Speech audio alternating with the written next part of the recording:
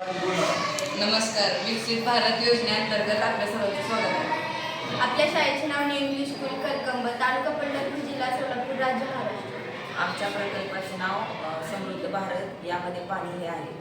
आता मी स्वतः आपली ओळख केली. स्वतः मी आठव्या रंगणाचा सातवी ब. मी चैतन्य दिगंबर पवार, 9वी ब. मी सविना देवी पठाण, 10वी ब.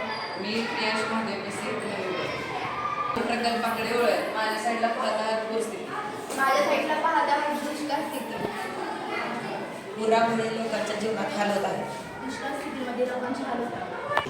या संकटावर मात करण्यासाठी आपण घेत आहोत समृद्ध भारत प्रकल्प.